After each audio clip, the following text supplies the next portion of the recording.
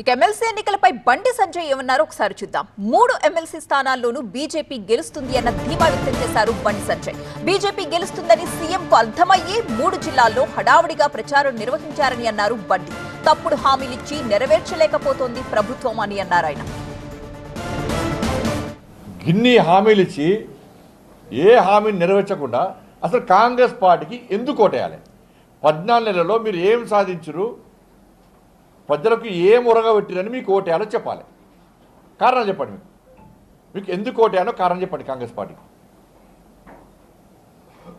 Yes కొట్టాడింది మేము, lottery దెబ్బతిన్న మేము, జైలుకు వెళ్ళింది మేము, ఉద్యమాలు చేసింది మేము, ఇప్పుడు నెక్స్ట్ ఉద్యమాలు చేయడానికి సిద్ధంగా ఉన్నది మేము, నెక్స్ట్ జైలు పోవడానికి సిద్ధంగా ఉన్నది మేము, కాంగ్రెస్ పార్టీ మెడలు వంచడానికి సిద్ధంగా ఉన్నది మేము. అరే ఫామ్ హౌస్లో ఉన్న కేసు అని వాడికి చివరొస్తా గుంజుకొచ్చినాం. మీరెంత? కాంగ్రెస్ పార్టీ ఎంత?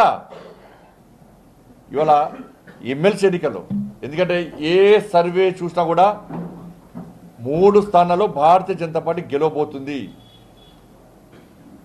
ఇంటెలిజెన్స్ రిపోర్టు, సర్వే రిపోర్ట్లు వచ్చిన తర్వాతనే భారతీయ జనతా పార్టీ గెలుస్తుందని వచ్చిన తర్వాతనే టెన్షన్ పడ్డ ముఖ్యమంత్రి గారు ఊటాహూటిన 3 జిల్లాల్లో యుద్ధ ప్రాతిపదన పర్యటించి అబద్ధాలు చెప్పే ప్రయత్నం చేసిండు.